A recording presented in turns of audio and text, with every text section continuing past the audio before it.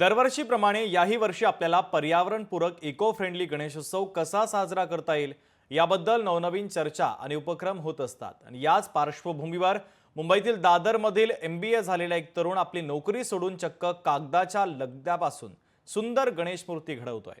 पाहूया या संदर्भातील हा स्पेशल रिपोर्ट।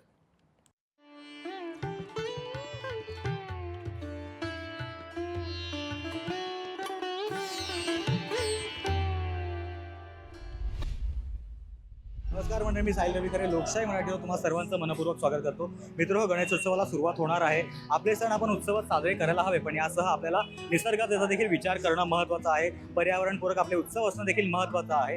हाच विचार घेऊन दादरचा एक तरुण सज्ज आहे कागदापासून कागदी लगद्यापासून गणपतीच्या मूर्त्या तयार करण्यासाठी। आपल्यासोबत सध्या आहे पराग पारधी। पराग, तुझं लोकशाही मराठीवर खूप खूप स्वागत। धन्यवाद। सर्वात अगोदर मला तुला असं विचारायचं आहे की मी असं सुंदर गणपती बाप्पाची मूर्ती तू घडवली आहेस। ही मूर्ती कागदापासून तू कागदाच्या लगद्यापासून तयार केली, अजिबात वाटत नाही। कशी काही सगळी प्रोसेस आहे आणि ही कल्पना तुला कशी सुचली? कागदी लगद्यापासून पण मूर्त्या बनू शकतात हे मी एका व्हिडिओमध्ये पाहिलेलं आणि त्याच्यावरती एक्सपेरिमेंट चालू केली की ह्या मूर्त्या कशा बनवता येतील आणि त्यामध्ये फिनिशिंग कशी येईल। कारण बरेच जण बोलतात की पेपरच्या लगद्यामध्ये एवढी फिनिशिंग नाही आहे, तर ती फिनिशिंग कशी येईल हा मी प्रयत्न करत असतो आणि ते मला असं वाटतं की आता मी त्याच्यामध्ये सक्सेस झालोय। तर या मूर्त्यांसाठी आता डिमांड हळूहळू वाढावा अशी माझी इच्छा आहे। बरं, आता मला तुला असं विचारायचं आहे की तू हे काम सुरू करण्याच्या अगोदर MBA केलेलं होतंस, कॉर्पोरेटमध्ये जॉब करायचास, म्हणजे 9 to 6 या कॅटेगरीमध्ये तू मोडत होतास। अचानक ते सगळं सोडून गणपती बाप्पाची मूर्ती घडूया आणि तेही पर्यावरणपूरक घडूया, हा विचार अचानक तुला कसं केला की तू सगळं सोडलंस बाजूला आणि हे काम सुरू केलंस? लहानपणापासून मी मूर्त्या बनवतच होतो।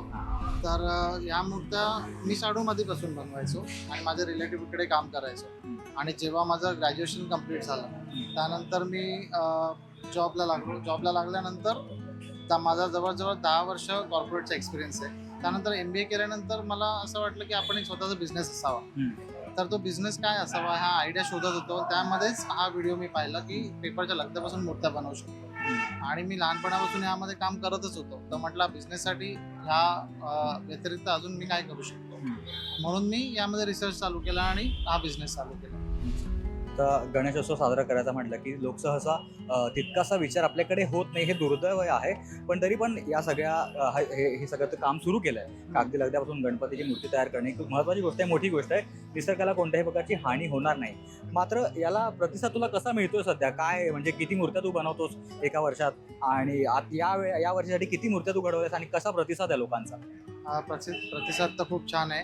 कारण सुरुवातीला मी 50 मूर्त्या घडवल्या आणि मी लोकांकडून ऐकलेलं की पेपरच्या मूर्त्या या खूप महाग असतात, म्हणजे आपल्या ज्या मिडल क्लास लोकांना परवडत नाहीत। तर मी विचार केला की पेपरच्या मूर्त्या मी मिडल क्लास लोकांपर्यंत कमी किमतीत कसा पोहोचवू शकतो, या पर्यायाने मी काम चालू केलेलं आणि तेव्हा मी 50 मूर्त्या करायचो। आता 5 वर्षांनी माझ्याकडे जवळजवळ 500 मूर्त्या आहेत आता आणि अजूनही मला लोक डिमांड करतात। अजूनही म्हणजे चतुर्थीला आता 4 दिवस राहिले तरी लोक म्हणतात की आम्हाला मूर्ती हवी आहे। आता मी ही मागे प्रेक्षकांना ही मूर्ती आहे बघू शकतो आपण, किती सुंदर मूर्ती आहे जी बनवलेली आहे। ही तू घडवली आहेस तुझ्या हाताने? खूप सुंदर मूर्ती आहे। या मूर्तीकडे बघून अजिबात असं वाटत नाहीये की ही कागदी लगद्यापासून बनवण्यात आलेली मूर्ती आहे। या मूर्तीबद्दल मला तुला असं विचारायचं की ही मूर्ती, या बाप्पाची एवढी सुंदर मूर्ती घडवायला किती काळ लागला तुला? किती दिवस लागले ही मूर्ती घडवण्यासाठी? ही मूर्ती घडवायला जवळजवळ मला 15 दिवस लागले। बापरे! कारण शाडू माती किंवा POP मध्ये आपण म्हणतो की मूर्त्या जेव्हा साच्यामध्ये भरतात तेव्हा ते लगेच ओपन करून त्यावरती फिनिशिंग करू शकतो, पण पेपर मॅशचं असं नाही आहे। तर मूर्ती आपण जेव्हा साच्यामध्ये भरतो ती आतमध्ये सुकवावी लागते, म्हणजे 4 ते 5 दिवस आपला साचा ऑक्युपाय असतो। तर हे प्रोडक्शन टाइम कन्झ्युमिंग आहे, म्हणून त्याला 10 ते 15 दिवस मला लागले या मूर्ती करण्याची। आता मला असं जरा एक प्रश्न असा विचारायचा आहे की साधारण ज्या POPच्या मूर्त्या असतात किंवा शाडूच्या मातीच्या मूर्त्या असतात, आता त्यामध्ये फरक काय चॅलेंजिंग असतं कागदी मूर्ती घडवणं आणि कसा फरक येतो नेमका, एक थोडक्यात मला जाणून घ्यायचं। तर शाडू माती किंवा POPच्या मूर्त्यांचं आता जसं मी सांगितलं की साच्यामध्ये भरल्या, त्या लगेच ओपन करून त्याला फिनिश केलं आणि बाजूला केलं, तर दिवसाला 10 ते 15 मूर्त्या सहजही करू शकतो कोणीही। पण पेपर मॅशमध्ये असं होतं की आपण मूर्ती साच्यामध्ये भरली आणि 2-3 दिवसांनी ती ओपन होते, त्यामुळे प्रोडक्शन टाइम जास्त लागतो आणि त्यामुळे त्याचं कॉस्टिंग वाढतं। काय साधारण कॉस्टिंग? जवळजवळ माझं 1.5 फुटाची मूर्ती 6500 मध्ये जाते। तर तीच पीओपीची मूर्ती जवळजवळ अर्ध्या किमतीत होती. कारण त्या पीओपीच्या मूर्त्या आपण दिवसाला पाहिजे तेवढ्या करू शकतो. हा त्याचा प्लस पॉइंट आहे. मी असं ऐकलं की भारतभर आणि पूर्ण परदेशात सुद्धा तुझ्या मूर्त्या जातात.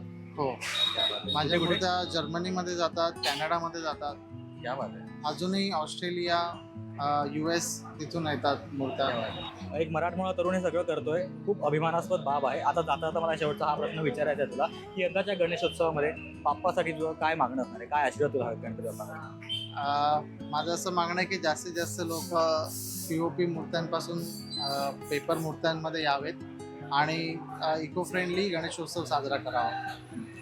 तर मित्र, जसं की आपण पाहिलं की ते कागदी लगद्यापासून या सुंदर सुंदर गणेश मूर्ती तयार केल्या गेल्यात.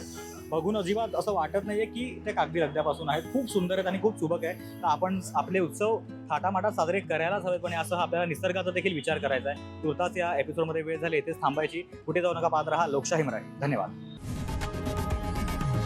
लोकशाही मराठी ऐका, पहा, जागरूक रहा.